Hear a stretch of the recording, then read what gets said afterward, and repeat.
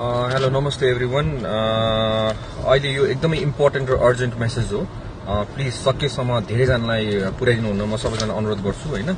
अहिले हाम्रो नेपालमा अहिले तपाईको यो एकदम हेभी रेनफल भएर तपाईको धेरैजना हाम्रो चाहिँ स्ट्रान्डेडहरु मान्छेहरु चाहिँ तपाईको धेरैजना चाहिँ रोकिएको छन्, बाटोमा अड्केको छन् हैन।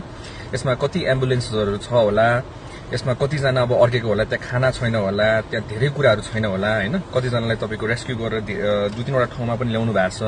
म हजुरहरु सम्पूर्ण नागरिकलाई चाहिँ मलाई हजुरहरुको सहयोग चाहिएको छ हैन। त्यही भएर अहिले चाहिँ तपाईको अवस्था के छ भन्दा सिन्स हाम्रो सरकार तपाईको अब जनताको सरकार भएर कतिवटा तपाईको वडा नगरपालिकामा तपाईको मेयरहरुले अलिक कोअपरेसन नगरेको हामीले भेटायौं हैन। धेरै ठाउँमा तपाईको जुन चाहिँ ठाउँमा चाहिँ हाम्रो निषेध अब त्यो धेरै बाटोहरु रोकेको छ नि त, किनभने पहिरोहरु गएको र अनि त्यहाँ धेरैजना मान्छेहरु चाहिँ अड्केको छन्। त्यसमा एम्बुलेन्सेसहरु छ होला, कतिजना क्रिटिकल कन्डिसनमा पनि होला हैन। त्यही अनुसारमा चाहिँ हामी बिहानदेखि नै यो रेस्क्यु र यसको मिशनको लागि भनेर चाहिँ हामी एनडीडीआरएमए गृह मन्त्रालयको अन्तर्गतमा भएको कार्यालयमा हामी आज रातभरि नै काम गर्छौं र हामी नेपालको पनि सबै 92 च्याप्टर चाहिँ अन गरेर तपाईको सबै भलन्टियर्सहरुलाई डिप्लोय गरिसक्यौं फिल्डमा हैन। तर हजुरहरुको के सहयोग चाहियो भन्दाखेरि चाहिँ यो भिडियोहरु त्यो जो मान्छेहरु तपाईको बाटोमा अड्किनु भएको छ, प्लिज तपाईहरुले यो भिडियो हेरिराख्नु भएको छ भने हाम्रो एउटा नम्बर दिन्छौं हामीले। नम्बर के पो हाम्रो यो एनडीडीआरएम को नम्बर कति हो? 1149 मा तपाई प्लिज कल गरिदिनु होला। तपाईहरु त्यहाँ स्ट्रान्डेड हुनुहुन्छ, कुनै बाटोमा तपाईको अड्किराख्नु भएको छ भने त्यसको हामीलाई चाहिँ एम्बुलेन्सहरु त्यहाँ कति छ अनि कुन ठाउँमा छ यो चाहिँ चाहियो। अनि हामीलाई त्यसको जीपीएस कोअर्डिनेट्सहरु चाहियो। अहिलेसम्म तपाईहरुले जति पनि देख्नु भएको छ हेलिकप्टरहरु धेरै जस्तो मन्त्रीहरु घुम्न सुम्न यताउतिहरु युज भएको छ। तर अहिले हामीले के गृह मन्त्रीसँग मिलेर हामीले के काम एउटा गरिरहेछौं भन्दाखेरि यो हेलिकप्टर्सहरु चाहिँ अब चाहिँ रेस्क्युको लागि रेस्क्युको लागि युज हुन्छ। र हाम्रो फर्स्ट प्रायोरिटी भनेको चाहिँ तपाईको के हुन्छ भन्दा यो एम्बुलेन्समा अड्केको मान्छेलाई सही सलामत हस्पिटल पुर्याउने र साथै त्यसको नजिकको एरियाहरु तपाईको कुनै ल्यान्डहरु छ, खाली ल्यान्डहरु छ भने प्लिज त्यसको जीपीएस कोअर्डिनेट्स पनि पठाइदिनु होला जहाँ चाहिँ हेलिकप्टर ल्यान्ड गर्न सक्छ है। अनि यो ठाउँहरुमा तपाईको धेरै जस्तो देखिम हामीले चाहिँ मुङलिङ पोखरामा तपाईको 725 वटा तपाईको गाडी अड्किरहेछ हैन।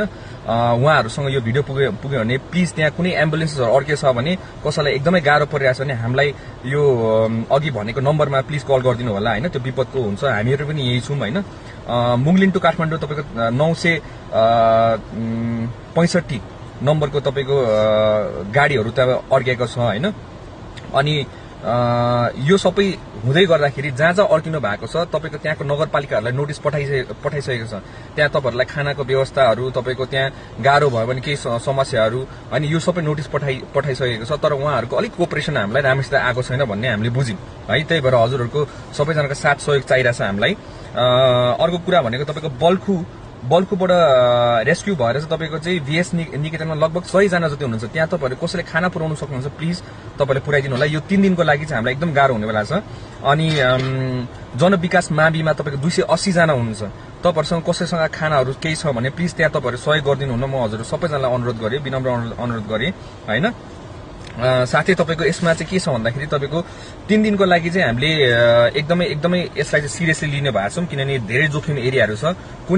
कुनै इन्फर्मेसनहरुसँग छ जहाँ चाहिँ खोला एकदम बढेको छ, कहाँ रेस्क्यु चाहिन्छ भने त्यो अगाडि नै हामीलाई इन्फर्म गरिदिनु त्यहाँ, ताकि हामीले त्यहाँको एरिया मान्छेहरुलाई त्यहाँको भएको मान्छेहरुलाई चाहिँ इभ्याकुएट गर्न सकौं है। यसमा तपाईको हेलिकप्टरहरु प्राइभेट हेलिकप्टर्सहरु पनि सबैजना स्ट्यान्ड बाईमा हुनुहुन्छ। हामीले उहाँहरुसँगै कोअर्डिनेसन गरिसक्यौं। नेपाल आर्मीहरु पनि उहाँहरु सबैजना स्ट्यान्ड बाईमा हुनुहुन्छ हैन। अनि साथै तपाईको त्यहाँ जहाँ एम्बुलेन्सहरु छ, जहाँ बर्थिङ सेन्टर, जहाँ चाहिँ एम्बुलेन्समा तपाईको कसै प्रेग्नेन्ट भएर तपाईको आउनु भएको होला, त्यहाँको तपाईको माथिल्लो त्यो वडाको तपाईको बर्थिङ सेन्टरहरुलाई हामीले इन्फर्म गरिसक्यौं। इन केस इन्फर्म भएको छैन, अर्जेन्ट रेस्क्यु चाहियो भने प्लिज त्यो नम्बरमा कन्ट्याक्ट गरिदिनु होला हैन। अनि विमानस्थल बाढी पहिरोको तत्काल हेलिकप्टर उद्धार गर्ने हजुर। अनि यो हेलिकप्टरहरु सबै त्यहाँ उद्धार हुनलाई सबै रेडी भइसक्यो। विद्युत व्यसन राजमार्गमा रोकेको सवारी साधन सडकको मौसम अवस्था अनुसार हजुर। अनि त्यसपछि हामीले चाहिँ अर्को एउटा के प्लान गरेका छौं भन्दाखेरि जहाँ अड्केको छ त्यहाँ तपाईको खानाहरु त हुँदैन, गाह्रो पर्छ त्यहाँ मान्छेहरुलाई हैन। त्यही भएर चाहिँ तपाईको त्यहाँको वडाको माथिल्लो वडालाई चाहिँ तपाईको वडा र नगरपालिकालाई चाहिँ एउटा विपद व्यवस्थापन फन्ड गएको हुन्छ। त्यो फन्डको अन्तर्गत चाहिँ तपाईको त्यो भएको मुनिको मान्छेहरुलाई चाहिँ उहाँहरुले रेस्क्यु गर्दै र कुनै सेफ ठाउँमा लगिदिनु होला, नत्र तपाईको खानाहरु उहाँहरुलाई प्रोभाइड गरिदिनु होला। जनता तपाईहरुको पनि हो हैन। पार्टी भन्दा अलि माथि बसेर सोच्नु पर्यो हामी सबैजनाले हैन। भलै तपाईँ कुनै पार्टीमा होला हैन, तर मान्छे त बन्न सिक्नुपर्छ नि हामीले पनि हैन। त्यही भएर हामी बिहानदेखि यसमै लागिरहेका छौँ। हामीले यहाँ सिचुएसन रुममै हाम्रो हुन्छ, हाम्रो एउटा टिम बल्कु पनि गइसकेको छ।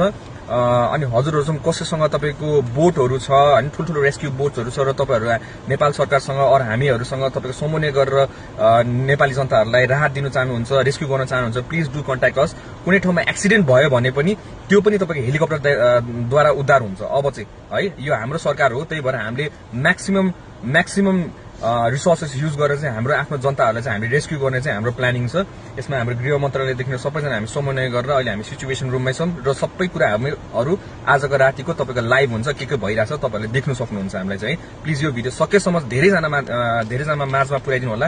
धेरै जस्तो चाहिँ तपाईँको कोलाई भन्दाखेरि यो बाटोमा अड्केको मान्छेहरूलाई चाहिँ पुर्याइदिनु होला, किनभने उहाँहरूको धेरै बिजोग हुनेवाला छ। त्यो बिजोग हुनुभन्दा अगाडि नै हामी त्यहाँ पुग्नु जरुरत छ है। त्यही भएर thank you so much. Please यो भिडियो चाहिँ सेयर गरिदिनु होला है।